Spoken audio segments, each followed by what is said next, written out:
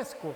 Versículo 7, el que tiene oído, oiga lo que el Espíritu dice a las iglesias, al que venciere, le daré a comer del árbol de la vida, el cual está en medio del paraíso de Dios. Amén, hermano. Así que bendecimos en nombre del Señor. Oremos, Padre, te damos gracias por tu palabra en el nombre de Jesús. Ayúdanos, Señor, a comprender tu palabra y tener sabiduría y entendimiento. En el nombre poderoso de tu Hijo amado Jesucristo te damos gracias. Amén. Pueden sentarse. Hoy nos introducimos a un estudio que tiene que ver con las iglesias del Apocalipsis del Asia Menor. Para que nosotros entendamos, tenemos que tener un conocimiento del contexto histórico hacia donde Jesucristo, que es el que se le aparece al apóstol Juan en la isla de Patmos, aproximadamente 95 años después de Cristo. En el año 95, el apóstol Juan es exiliado a una isla llamada Patmos. Y él estaba en esa isla exiliado y ahí se le aparece la revelación de Jesucristo. Encontramos en el capítulo 1 que Jesucristo se le revela al apóstol Juan.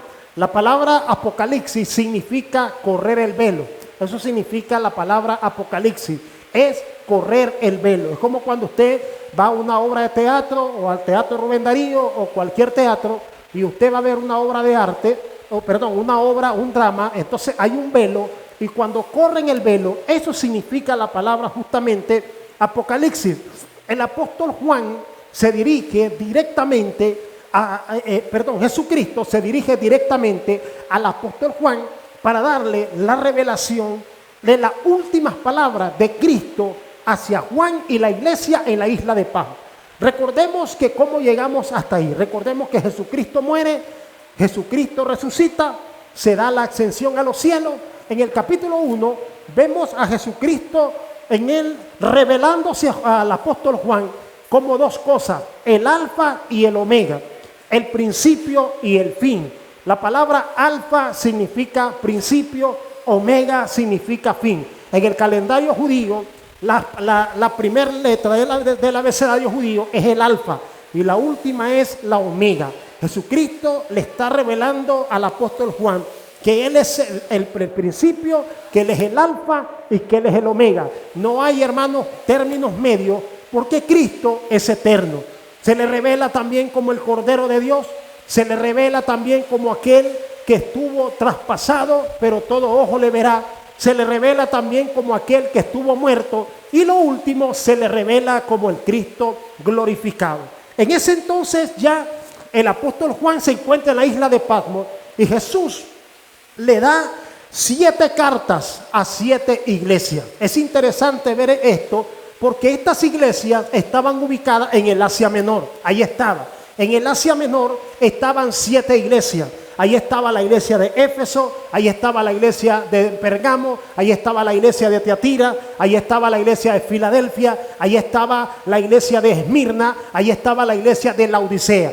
Y es importante ver cómo Jesús se refiere a estas iglesias y no a otras, porque en ese entonces existían otras iglesias. Estaba la iglesia de Corinto, estaba la iglesia de Mileto, había un sinnúmero de iglesias, pero Jesús, hermano, Él se apropia de estas cartas que vamos a ver cuál es el contenido de esta carta.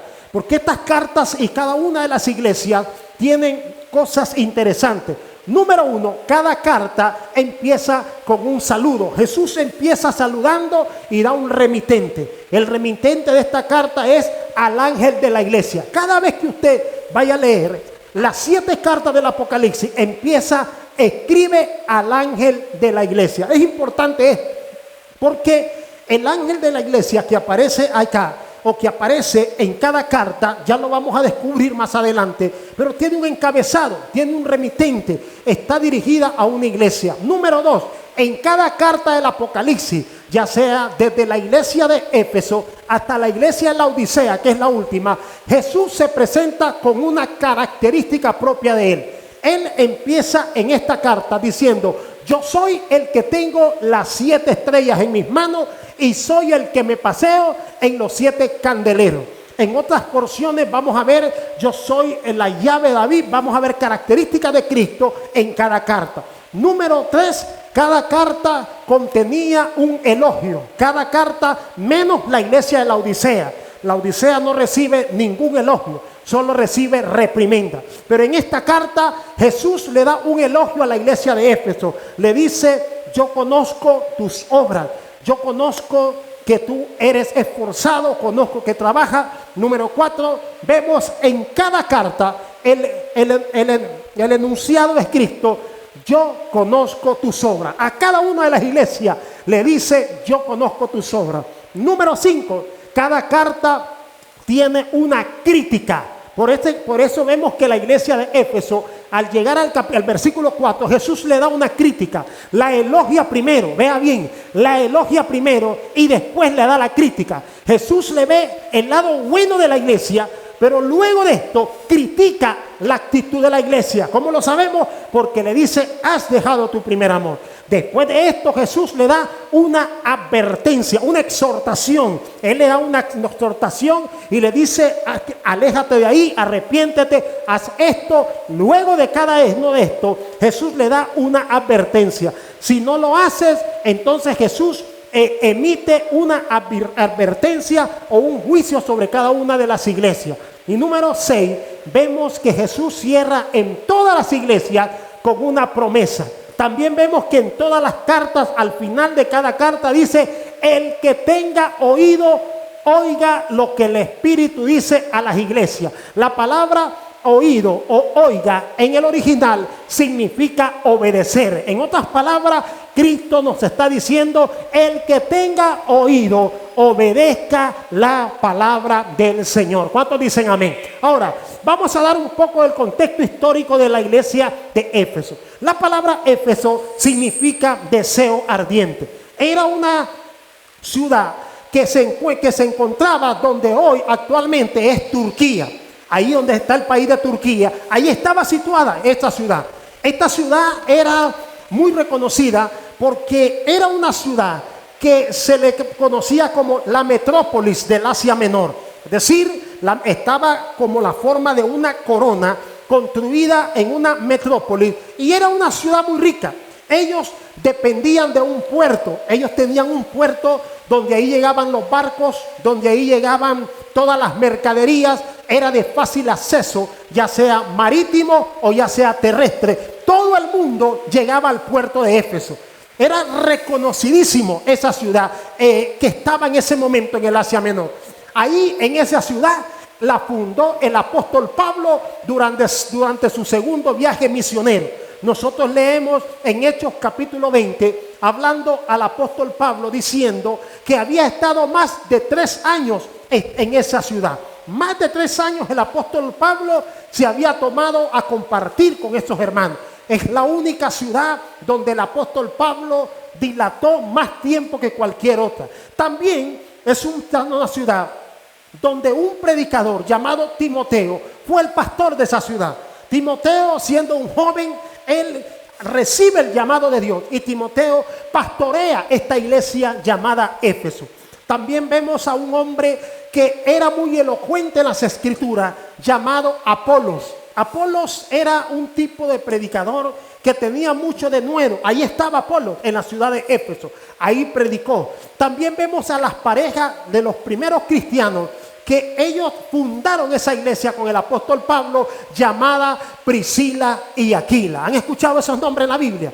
Priscila y Aquila. Ahí es para los que leen Biblia. Ahí estaban. Priscila y Aquila fundaron con el apóstol Pablo esta ciudad. Esta ciudad también era reconocida porque ellos le rendían culto a una diosa llamada Artemisa. Esta diosa también era reconocida como Diana de los Efesios. Usted va a leer en el capítulo 19 del libro de los Hechos, hablando de esta diosa llamada Diana de los Efesios. Ahí estaba. Era una escultura, hermano, de las cosas más grandes que existía. Era considerada una de las 7 maravillas del mundo antiguo. Es decir, los historiadores dicen que esta estatua tenía, hermano, una altura de 120 metros de altura por 70 metros de ancho. Se puede imaginar una estatua de una diosa llamada Diana con una altura de 120 metros de altura. Hermanos, más de una cuadra, porque una cuadra trae 100 metros. 120 metros de altura, 70 metros de ancho, y la historia dice que habían 120 columnas alrededor. Por eso se le conocía como la metrópolis. Hacían una especie de corona y cada una de esas columnas medían 12 metros de altura. Era reconocida esta ciudad porque en esta ciudad las sacerdotisas de esta diosa llamada Diana o Artemisa, ellas eran consideradas como prostitutas del templo. Todos aquellos que llegaban a rendirle culto a la diosa Diana, primero pasaban a tener relaciones íntimas con las prostitutas o con las sacerdotisas que estaban ahí en ese templo de Artemisa. Era una ciudad muy conocida. Era una ciudad que gozaba de buen estatus económico. Era una ciudad que gozaba de buen estatus social. Sin embargo, también era reconocida como una ciudad de idolatría e inmoralidad sexual. Ahí se fundó la iglesia del Señor. Y esto nos demuestra que el Señor muchas veces no nos llama donde nosotros queremos. Dios te mete en las tinieblas para que nosotros seamos luz en medio de las tinieblas. ¿Cuántos dicen gloria a Dios? Amén. Entonces ahí Pablo fundó la iglesia. Ahí se estableció. Ahora veamos lo que dice las cartas, porque el apóstol Pablo, el Señor Jesús se dirige al apóstol Juan. Recuerde que Juan estaba en el año 90-95, recibió la revelación, y esa carta también que vemos acá es dirigida a la iglesia de los Efesios. Ustedes han oído la carta de Pablo a los Efesios en el Nuevo Testamento. Es esa misma iglesia. Es la misma iglesia del libro de los Efesios, donde habla en el capítulo 1, habla de la unidad de los gentiles con los judíos. En el capítulo 2 también habla de la unidad que debe de haber dentro de la iglesia. En el capítulo 4 ya habla de la unidad del Espíritu. En el capítulo 5 habla de la reconciliación de Dios con los hombres. En el capítulo 6 habla de la armadura del cristiano, y etcétera, etcétera, etcétera. Pero me quiero centrar en lo que dice esta carta.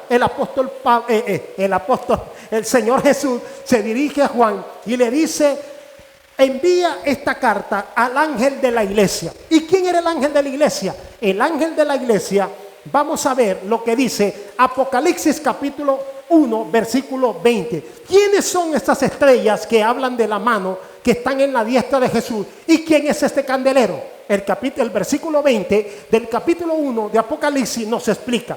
Dice la Biblia que ahí Jesús le dice al apóstol Juan que cada ángel era el pastor de cada iglesia y cada candelero era la iglesia, porque ahí le dice 7 estrellas que son los ángeles y le dice 7 candeleros que son que es la iglesia del Señor. Observemos que en el versículo 1 el Señor Jesús usa términos que nosotros debemos de profundizar profundamente. Jesús se dirige con la siguiente expresión.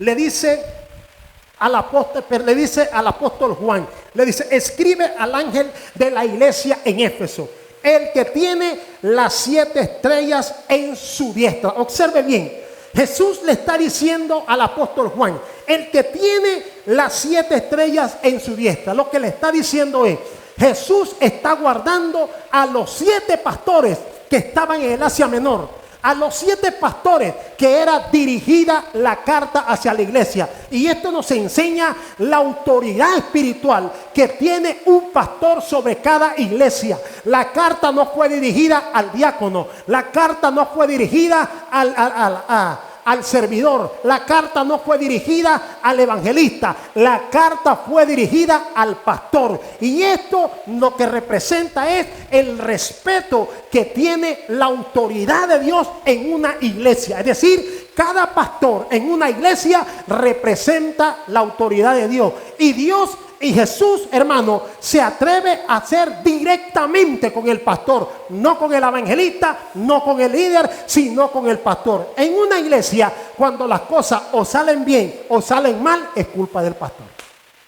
Amén, hermano. Porque Dios se dirige al pastor. Ahora vea bien, le dice al ángel. La palabra ángel en el griego es angelus, y la palabra angelus significa enviado. Entonces, cada uno de nosotros los pastores hemos sido enviados por Dios para que nosotros orientemos en la grey de Dios. Ahora, le dice el que tiene las 7 estrellas en su diestra. La palabra diestra que aparece acá significa en su mano. Es decir, Jesús está diciendo, cada uno de los 7 pastores enviados los tengo en mi diestra. Es decir, los tengo en mis manos. Es decir, nosotros los pastores gozamos de la protección del Señor. Él le está diciendo al apóstol Juan, están 7 pastores en cada ciudad de Asia, pero ellos están en mis manos. ¿Se acuerda usted cuando Daniel, en el capítulo 6, el edicto del rey Darío, para los que leen Biblia, el rey Darío había hecho un edicto y había mandado que todo aquel que se pusiera a orar durante un lapso de día, él tenía que ser lanzado al foso de los leones? Daniel no hizo caso, siguió orando, siguió sirviéndole al Señor, pero Dios lo libró del foso de los leones. Eso nos habla de la protección de Dios. Hay 2 cosas que me llaman la atención, 2 palabras. Número 1, el que tiene. Él dice el que tiene. Él habla de algo propio, de algo que es suyo. Y número 2, el que anda en medio de los 7 candeleros de oro. Dice esto, observe bien. La palabra andar, fui a investigar qué significa la palabra andar, y significa proseguir sin detenerse. Cuando nosotros leemos que Jesús dice, el que anda en medio de los 7 candeleros, Jesús nos está diciendo, el que está en medio de la iglesia, el que camina en medio de la iglesia, el que camina dentro de la iglesia. Porque nosotros acá podemos estar en este lugar, puede faltar cualquier cosa, pero no nos debe faltar la presencia de Cristo, porque Él camina en medio de su pueblo. Él le dice, el que anda, el que camina, el que está caminando en medio de los 7 candeleros de oro, dice esto. ¿Qué nos da a entender esto? Que la iglesia no le pertenece al hombre, le pertenece a Cristo. ¿Cuántos dicen amén?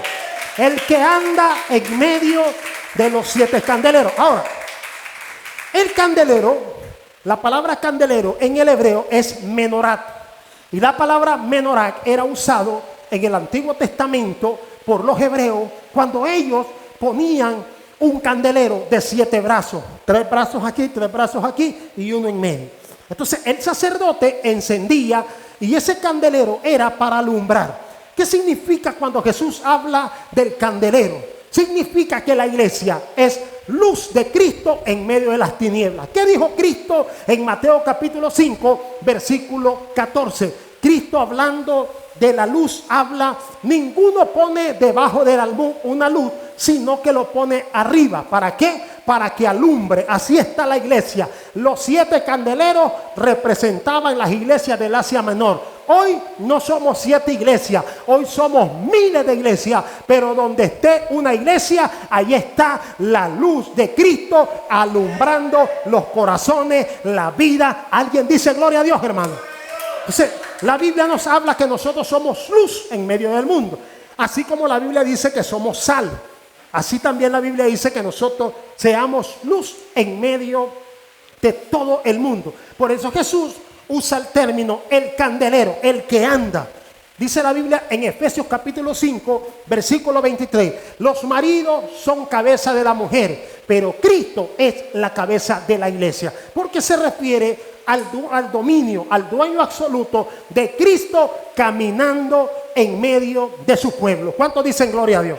Ahora, en esta frase aparece en todas las cartas. Si usted lee las cartas desde el libro de Efesios hasta la carta de la Odisea, comienza de esta manera: yo conozco tus obras. Así empiezan todas las cartas. Jesús le dice a la iglesia: yo conozco tus obras. Le dice al ángel que le dirija a la iglesia. Ve qué interesante, porque Jesús dirige la carta al pastor para que el pastor le hable a la iglesia. Es decir, dirige esta carta y diciendo: yo conozco tus obras. Lo primero que Jesús da a entender es la omnisciencia de Jesús. Hay 3 atributos que le corresponden a Jesús. Él es omnisciente, Él es omnipotente y Él es omnipresente. La palabra omnisciente significa todo conocimiento. Es decir, esta palabra significa omni, todo, siente conocimiento. Él dice, lo que quiere dar a entender es que Él todo lo conoce. Es decir, yo conozco tus obras. ¿A quién le dice Jesús? A la iglesia de Sardis. Le está diciendo, yo conozco tus obras. Y esto es interesante porque la palabra que Jesús usa, el término en cada iglesia es, yo conozco tus obras. Ahora, quiero aclarar esto. La salvación no es por obra, dice Efesios 2:8, porque por gracia somos salvos y esto es un don de Dios. Si bien es cierto que la salvación es por gracia, pero las obras que nosotros hacemos es el resultado de la salvación que tenemos por parte de Cristo. Esta palabra obra es una palabra que en el griego significa ergón, y esta palabra ergón tiene que ver, hermano, con la obra que cada uno de nosotros hacemos. ¿Usted sabía esto? Si usted es un cristiano que está acostumbrado a la iglesia a venir, a sentarse, a aplaudir, a cantar corito, usted no está haciendo nada. Usted tiene que ser un cristiano que se involucre, que lleve las buenas nuevas de salvación. ¿Cuántos años tiene usted en la iglesia y nunca le ha predicado a nadie? Nunca se ha ganado un alma para Cristo, nunca ha evangelizado, nunca ha traído una visita. Hermano, Dios lo va a medir a usted por sus obras. No es por la salvación. La salvación ya la tenemos, pero el premio, la recompensa será por nuestras obras. Veamos lo que dice 1 Corintios capítulo 3, en el versículo del 11 en adelante, para que usted observe acerca de cómo el Señor nos habla de la recompensa en la obra. Esto lo vamos a explicar. 1 Corintios capítulo 3, cuando usted lo tenga, me dice amén. Amén, hermano. Ok, ¿lo tenemos? Dice 1 Corintios capítulo 3, vea lo que dice el apóstol Pablo. Dice, versículo 13, 1 Corintios capítulo 3, versículo 13, ¿lo tenemos, hermano? Dice, y la obra de cada uno se hará manifiesta. La palabra manifiesta que aparece acá es que se va a ver, que es evidente, se manifestará, es decir, se hará ver y se hará manifiesta, porque el día la declarará, pues por el fuego será revelada, y la obra de cada uno, cual sea, el fuego la probará. Versículo 14, si permaneciere la obra de alguno que sobre edificó, recibirá recompensa. Versículo 15, si la obra de alguien se quemare, él sufrirá pérdida, si bien él mismo será salvo, aunque así como por fuego. Ve, no está hablando de la salvación. Es claro que Pablo está dando a entender que la salvación no se pierde. Lo que Pablo está diciendo es que cada una de las obras será manifestada. Cada una de las obras que nosotros hagamos tiene que ser pasado por el fuego. En aquel día hay dos versículos que hablan solamente del tribunal de Cristo. No es el tema, pero apúntelo. 2 Corintios 5:10, Romanos 14:10. Son los únicos dos versículos en la Biblia que hablan acerca del tribunal de Cristo. El tribunal de Cristo no es para juicio, es para recompensa. Lo que es para juicio es el juicio del gran trono blanco. Pero eso es otro rollo. Eso está en el capítulo 20 de Apocalipsis. En el tribunal de Cristo, los cristianos vamos a compadecer delante de Cristo por nuestras obras. Dice, y cada uno compadecerá por las obras, sean buenas o sean malas. Le voy a explicar. Usted es un cristiano que viene a la iglesia. Usted acepta a Cristo. Gloria a Dios. Usted tiene la salvación. Nadie se la quita. Pero si usted no se involucra en la iglesia, no trabaja en la iglesia, no trabaja en el evangelismo, no trabaja predicando, ciertamente que usted tiene la salvación, pero el día del tribunal de Cristo, usted no va a tener recompensa. La recompensa es para todos aquellos que han trabajado. Por eso la Biblia dice, y la obra de cada uno será probada por el fuego. Es decir, nuestras obras son probadas. Ahora, esta palabra tribunal en el griego es la palabra bema. Y la palabra bema se utilizaba cuando los que competían en las Olimpiadas, es como un eslabón. Usted ha visto que en las Olimpiadas está primer lugar, segundo lugar, tercer lugar. Así es. A eso se refiere la palabra bema. Entonces, ellos los atletas eran llamados y les ponían una corona de laurel, es decir, les ponían una corona hecha de laurel y ellos eran recompensados por el fruto de esa obra, es decir, por si alguien ganaba una carrera de 100 metros, por si alguien ganaba una carrera de jabalina, bueno, ya lo saben, en la obra del Señor es igual. Aunque muchos se van a salvar como por fuego, es decir, el apóstol Pablo dice de arrastra, es decir, muchos van a ser avergonzados en este día, porque van a decir, Señor, pero ¿qué hiciste por la obra de Dios? Esta iglesia de Éfeso no carecía de obra. ¿Cómo lo sabemos? Porque Jesús la elogia. Jesús le dice, conozco tus obras. Jesús te dice en esta mañana, te conozco bien, sé quién eres, sé cómo te llamas, sé cuándo naciste, sé cuándo vas a morir y sé todo lo que haces por causa de mí. Alguien dice gloria a Dios. Amén, hermano. El Salmo 139 dice, ninguna palabra ha salido de mi boca cuando tú, oh Jehová, todo lo conoces. Marcos capítulo 4 dice, no hay nada oculto entre cielo y tierra que no haya de ser manifestado. Dios todo lo conoce. Dios sabe cuando usted pone excusas. Dios sabe cuando usted no viene a la iglesia simplemente porque no le da la gana. Le dije la otra vez, todo mundo quiere ir al cielo, pero nadie quiere ir a la iglesia que le queda a las 3 cuadras. Aleluya. Todo mundo queremos ir al cielo, pero no queremos ir a la iglesia que nos queda a 2 paradas de nuestra casa. Todo mundo queremos ir al cielo, pero nadie está dispuesto a trabajar en la obra del Señor.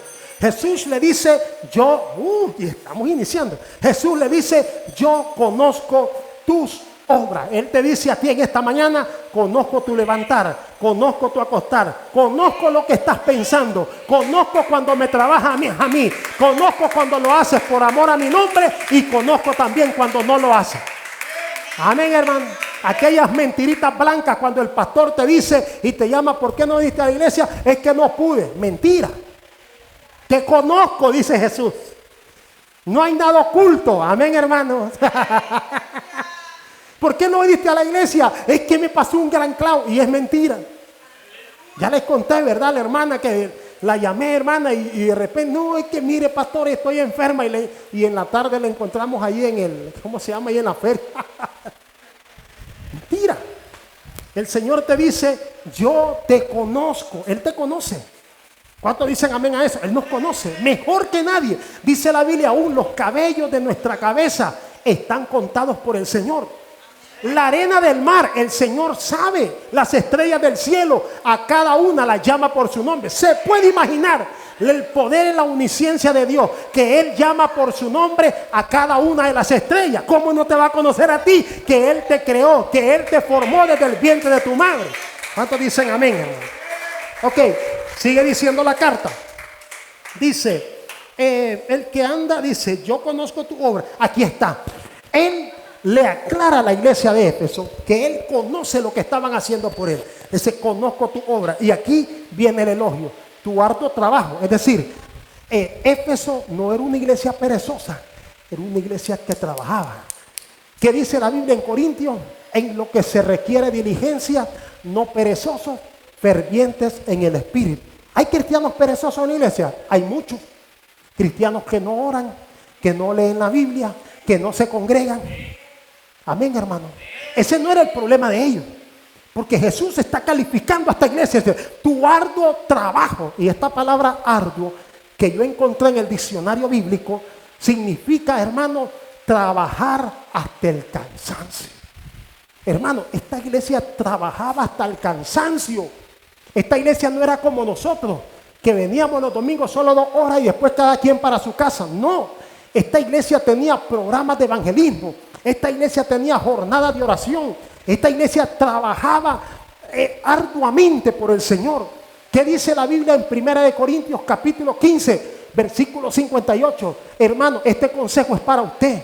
Usted que quiere venir a la iglesia y se está conformando solo con venir a sentarse, el Señor te dice, no desmayando, sabiendo que la obra del Señor no es en vano. Todo lo que usted haga para el Señor, recompensa del Señor tendrá. ¿Cuántos dicen amén? Ahora, viene el elogio. Todavía le elogia más y le dice,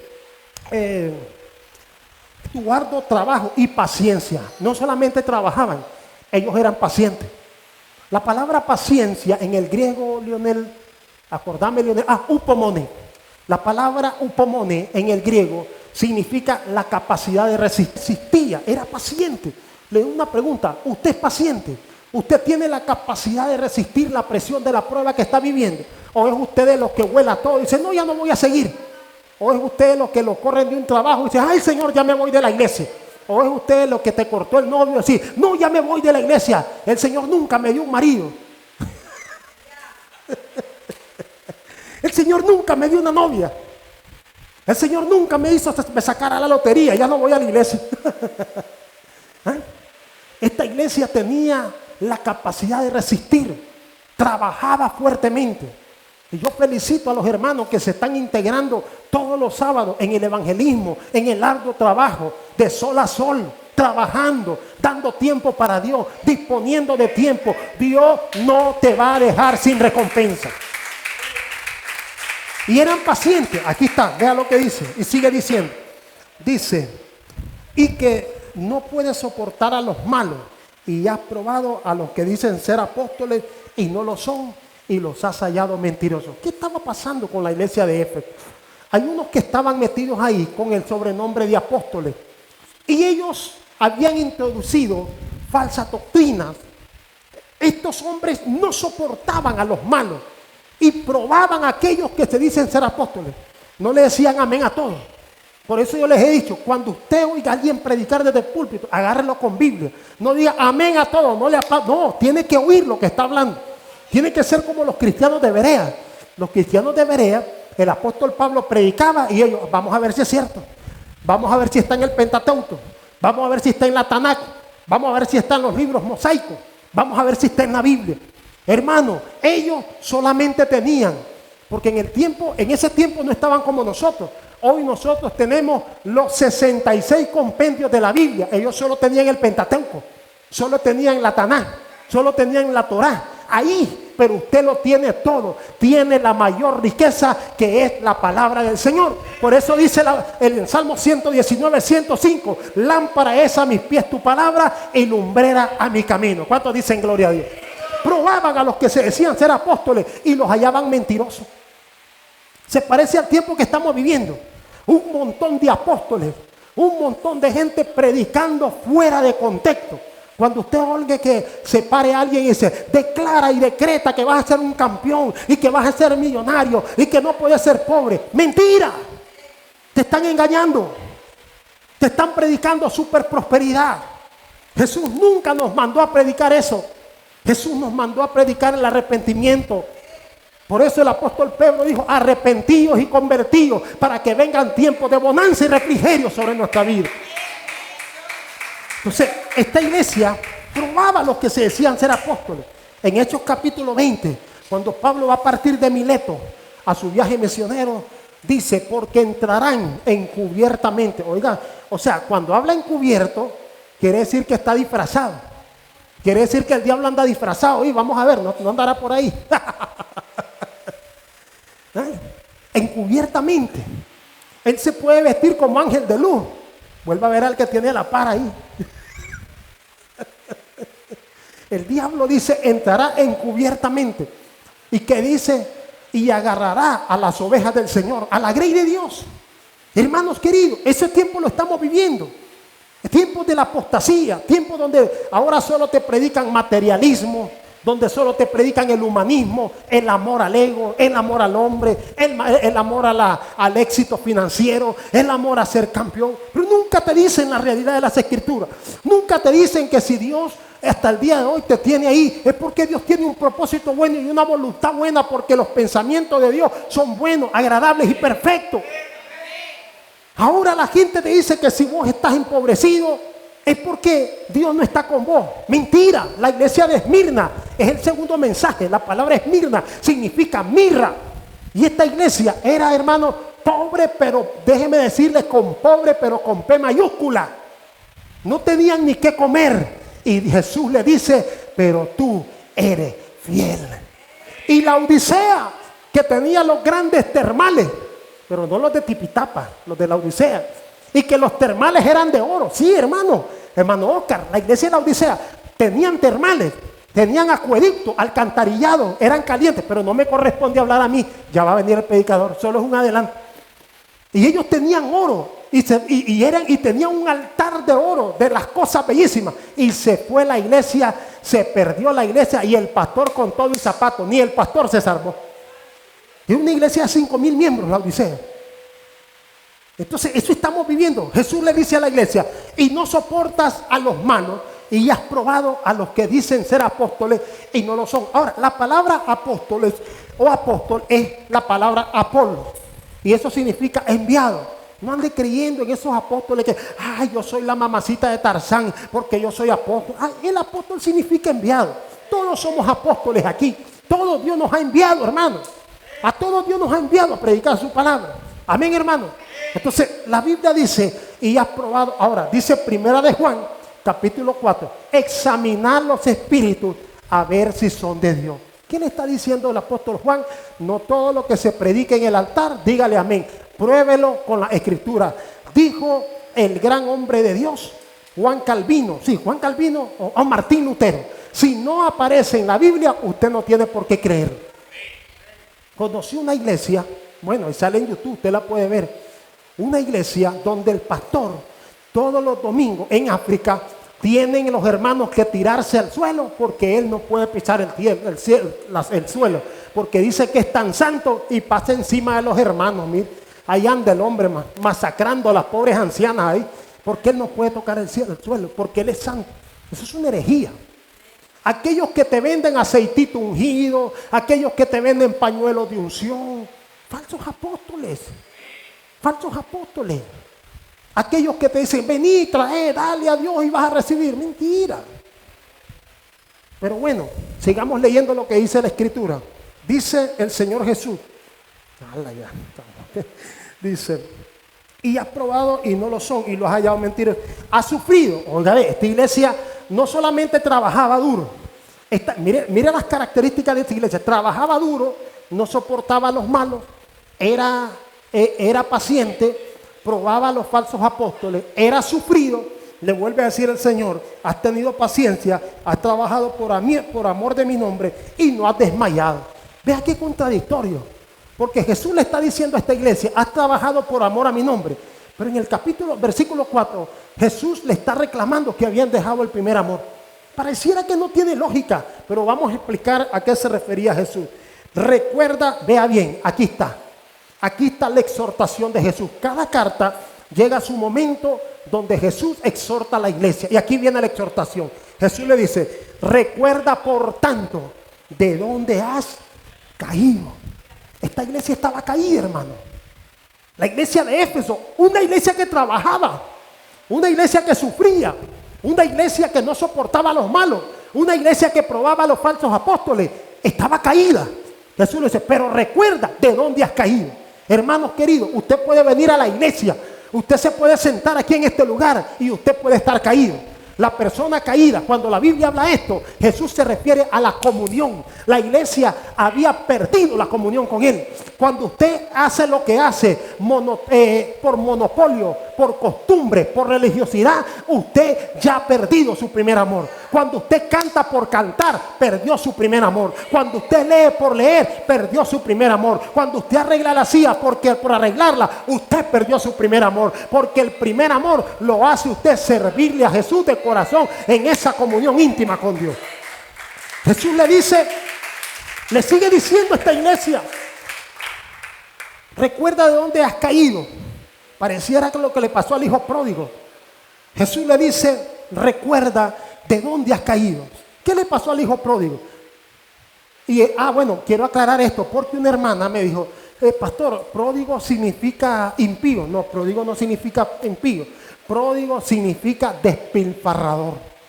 Por eso la lectura habla del hijo pródigo, que le pidió la herencia al padre, era el menor, se fue a gastar, se fue al nightclub, allá se fue de la mamanaya, allá se fue por el gancho de camino, allá se fue, qué sé yo, usted ya sabe dónde, se fue a gastar todos los reales, se fue a gastar con mujeres, y cuando no quedó nada, él dice, se acordó. Es la misma expresión que usa Jesús.